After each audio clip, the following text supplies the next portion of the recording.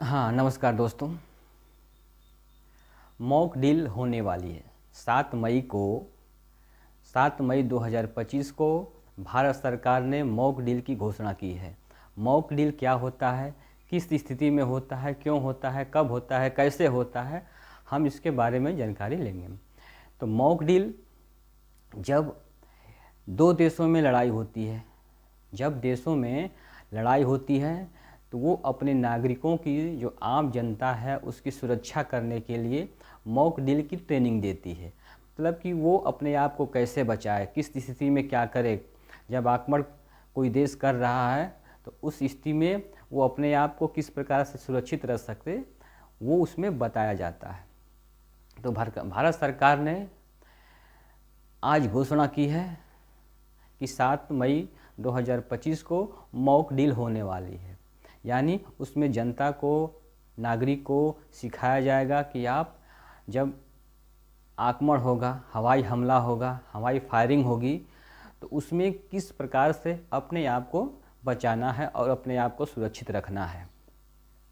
ये जब 71 में युद्ध हुआ था, 71 में युद्ध हुआ था, उस समय भी ये मॉक ड्रिल हुई थी। अब स्थिति बन रही है, अब स्थिति युद्ध की बन रही है, तो इसको ध्यान में रखते हुए भारत सरकार ने निर्णय लिया है मॉक ड्रिल कराने के लिए। तो आज के दिन है मॉक ड्रिल हम लोग कैसे करें। जब अपने घर में क्या हो, इससे रोशनी आ रही है, इससे अंदर आप लाइट जलाते हैं तो रोशनी क्या होती है, बाहर जाती है, तो उससे दुश्मन को पता चलता है कि इस मकान में कोई व्यक्ति है। तो वो क्या करता है, दुश्मन उस मकान को टारगेट करता है, और उस मकान को जब टारगेट करता है तो उस मकान में रहने वाला व्यक्ति मारा जाता है। तो क्या करना है हमको, उसमें पहले अपनी लाइट को बुता देनी है, बंद कर देनी है। जो लाइट जलती है उसमें, तो रात में क्या करना है, लाइट को बंद कर दें। लाइट को बंद कर दे तो आपकी जो स्थिति है, पोजीशन है, वो पता नहीं चलेगा कि कोई है वहाँ पे, पहला काम।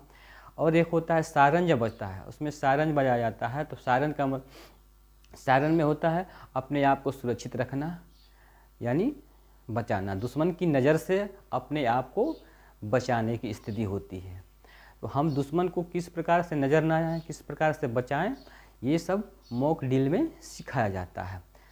अब मॉक ड्रिल युद्ध के समय ही, जब दो देशों में आपस में युद्ध होती है तो हमको उससे सुरक्षा मिलती है मॉक ड्रिल। तो अब जान जाइए कि मॉक ड्रिल हो रही है, यानी 7 मई को मॉक ड्रिल होने वाली है, आज के दिन ही।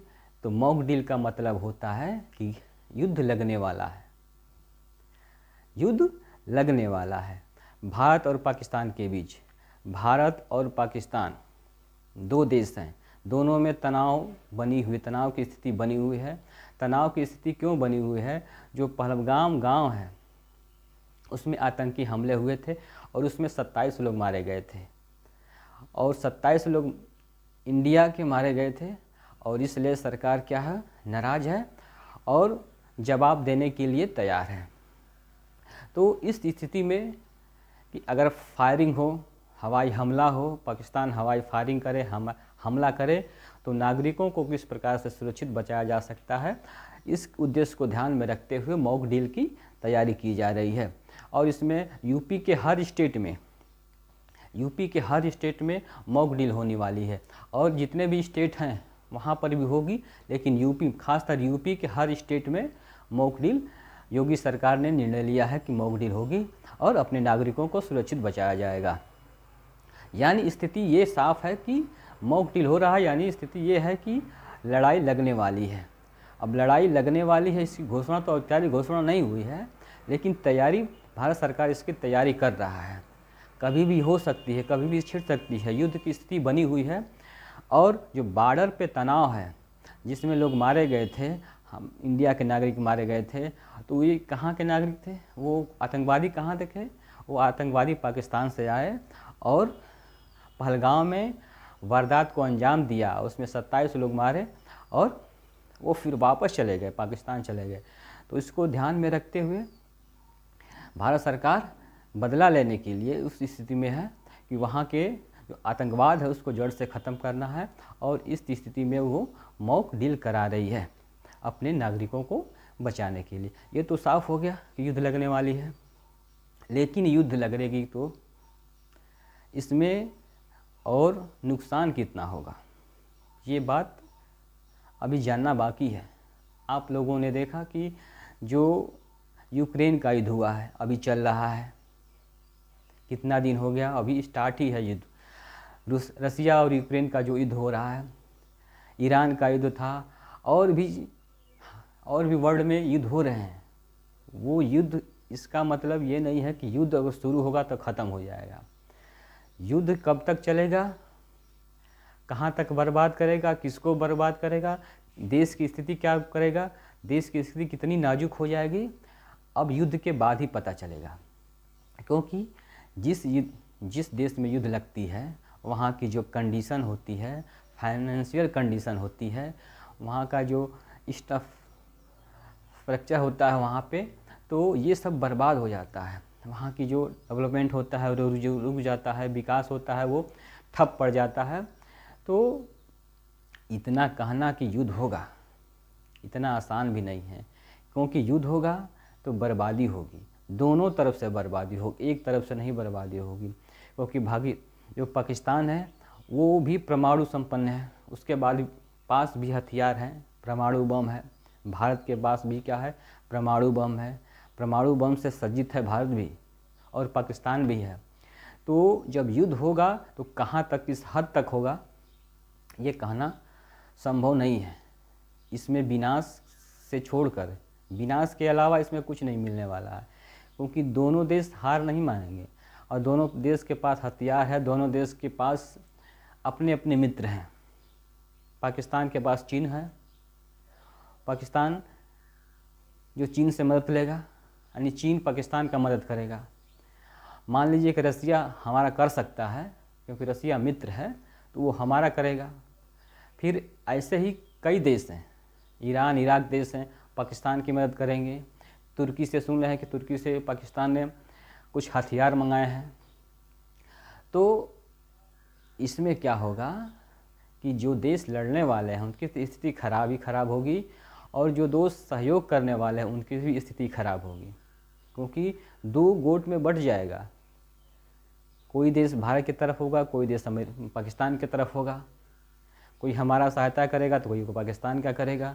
इसमें बर्बादी किसकी होगी, इसमें बर्बादी केवल दोनों देशों की होगी, भारत की और पाकिस्तान दोनों की होगी, एक की नहीं होगी। इसमें माना कि हम लोग, हमारे देश में सैनिक ज़्यादा है, ज़्यादा ताकतवर है, हम लोग सक्षम हैं। अगर केवल भारत पाकिस्तान में युद्ध हो तो भारत युद्ध जीत सकता है, युद्ध जीत लेगा। लेकिन क्या होता है, जब दो देश में लड़ाई होती है तो उनके सहयोगी होते हैं, वो उसमें इंटरफेयर करने लगते हैं। जब उसमें इंटरफेयर करेंगे तो कुछ देश पाकिस्तान की तरफ होगा, कुछ देश इंडिया की तरफ होगा, भारत की तरफ होगा। तो यहाँ पे जाकर स्थिति बिगड़ती है। केवल भारत पाकिस्तान युद्ध होगा तब तो भारत जीत जाएगा, लेकिन ऐसा नहीं होगा। उसको पाकिस्तान को सपोर्ट करने वाले होंगे, कुछ भारत को सपोर्ट करने वाला होगा। इस स्थिति में लड़ाई क्या होगी, बहुत ज़्यादा दिन चलेगी, और इससे क्या होगा, जो कंडीशन है यहाँ की, वो दोनों देशों की कंडीशन क्या होगी, ख़राब होती चली जाएगी। तो युद्ध करना खेल नहीं है, ये एक तरह से विध्वंसकारी है। इसमें जो मॉक डील होता है, इसमें सुरक्षा के ध्यान में रखते हुए ये ट्रेनिंग दी जाती है। एक प्रकार की एक ट्रेनिंग होती है, ये ट्रेनिंग दी जाती है। सीमा पर बड़े तनाव और नदियों का पानी रोके जाने के बाद पाकिस्तान की ओर से किसी भी संभावित हमले को, जो पाकिस्तान हमला कर सकता है, मद्देनजर रखते हुए केंद्र सरकार ने राज्यों को बुधवार को नागरिक की सुरक्षा के लिए मॉक ड्रिल कराने का आदेश दिया है। सूत्रों के हवाले से अभ्यास के तहत किसी भी हवाई हमले की स्थिति में चेतावनी सायरन के सही संचालन को परखा जाएगा। इसके अलावा किसी भी आक्रमण की स्थिति में आम लोगों छात्रों को खुद को बचाने और अन्य नागरिक सुरक्षा पहलुओं का प्रशिक्षण दिया जाएगा। इसमें प्रशिक्षण दिया जाता है। इसके अलावा किसी भी आक्रमण की स्थिति में आम लोगों को बचाया जाता है। केंद्रीय गृह मंत्रालय की ओर से जारी निर्देश में यह भी कहा गया है कि महत्वपूर्ण प्रतिष्ठानों की सुरक्षा सुनिश्चित करने के लिए उनकी पहचान छिपाने का बंदोबस्त किया जाए।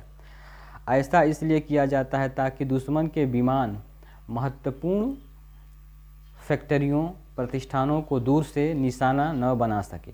किसी भी युद्ध में दुश्मन की सेना ऐसे प्रतिष्ठानों को ही सबसे पहले निशाना बनाती है ताकि अर्थव्यवस्था की कमर तोड़ी जा सके। इसके अलावा केंद्र सरकार ने हमले की स्थिति में आम लोगों की सुरक्षित निकासी की योजना तैयार करने और उसका बार बार पूर्वाभ्यास करने के लिए कहा गया है। अब इसमें जो सरकार है पूरी बंदोबस्त कर रही है, नागरिक को कैसे बचाया जा, कितना कम से कम हमारा जो बर्बाद हो, ठीक ना। इसमें मकान बर्बाद होता है, जिसे दुश्मन क्या करता है, पहले आप क्या करता है, जो बड़े बड़े प्रतिष्ठान होते हैं, जो बिल्डिंगें होती हैं, उनकी ध्वस्त करती है। तो उनको किस प्रकार से बचाया जाए, ये सब इसमें तैयारी मतलब सिखाया जाएगा आपको। एक प्रकार का ये प्रशिक्षण है। ठीक, अब प्रशिक्षण तो दे रही है सरकार, लेकिन ये क्यों दे रही है? क्योंकि जो स्थिति बनी हुई है, तनाव बना हुआ है। कहाँ पे तनाव बना हुआ है, किसको लेकर बना हुआ है? वो पहलगाम में जो घटना घटी है उसको लेकर बना हुआ है। और इस स्थिति में क्या है, जो मीडिया है, प्रिंट मीडिया है या जो मुख्य मीडिया है, मुख्य धारा मीडिया है, उसने इतना हिंदू मुस्लिम कर दिया कि हिंदू तो ठीक है, मुसलमान इतना डर रहा है। जब तक आपस में हम लोग एक नहीं होंगे तब दूसरे देश से कैसे लड़ सकते हैं? तो हमें पहले एक होना पड़ेगा। हिंदू मुस्लिम छोड़ के सब भाई भाई हैं। इसी में जो पहलगाम है, एक मेजर मारे गए थे। वो मेजर, इसमें पहलगाम में लेफ्टिनेंट विनय की पत्नी, लेफ्टिनेंट विनय है, वो मारे गए थे। अब जब मारे गए थे वो, तो उनकी पत्नी वहीं पे थी। तो उसकी पत्नी ने कहा है कि हिंदू मुस्लिम जैसे डिबेट हो रहा है, तो मुसलमान को लोग गाली दे रहे हैं, मुसलमान को बड़ा भूला कर रहे हैं, ठीक ना। तो उसमें जो विनय की पत्नी, लेफ्टिनेंट विनय है, उसकी पत्नी ने कहा था कि नहीं, कश्मीरी लोग अच्छे हैं, मुसलमान को ऐसा ना कहा जाए। अब इस पर क्या हुआ, जो क्या उसको लोग ट्रोल करने लगे। जो मोदी भक्त हैं या जो उस तरह के टाइप के लोग हैं, हिंदू मुस्लिम करने वाले लोग हैं, वो विनय की पत्नी को ट्रोल करने लगे। जिसका पति मर गया हो, जो विधवा हो गई हो, वो औरत नफरत नहीं चाहती है देश में। उसने बस इतना ही कहा कि वो लोग अच्छे हैं, कश्मीरी ये लोग अच्छे हैं। इस पर क्या हुआ कि लोग ट्रोल करने लगे उसको। बताइए, इस दुख की घड़ी में उसके साथ देश को खड़ा होना चाहिए, लोगों को खड़ा होना चाहिए था, लेकिन उसमें उसको लोग ट्रोल कर रहे हैं। उसने अच्छी बात कही थी, लेकिन हमको हिंदू मुस्लिम नहीं करना है, हमको एक होना है पहले, तब हम दूसरे देश से लड़ सकते हैं। अब इसमें पहलगाम में जो आतंकी हमला हुआ था, जो शहीद लेफ्टिनेंट विनय नरवाल शहीद हो गए, उनकी पत्नी हिमांशी नरवाल मुस्लिम और कश्मीरी लोगों पर दिया गए बयान, उनका बयान दिया था, उस पर लोग ट्रोल कर रहे हैं। इससे क्या हो रहे हैं, वो बहुत दुखी है। तो देश के जितने भी लोग हैं उनसे यही विनती है कि इस प्रकार की जो घटना उसके साथ हुआ है, हिमांशी के साथ, भगवान ऐसा किसी के साथ ना करे। लेकिन जो देश की अपनी ही देश के जो लोग हैं उसको इस प्रकार से ट्रोल ना करें, क्योंकि वो तो पहले से ही परेशान है, पहले से ही गम में है, दुख में है, तो उसका हिम्मत बढ़ाएं, उसको टूल न करें।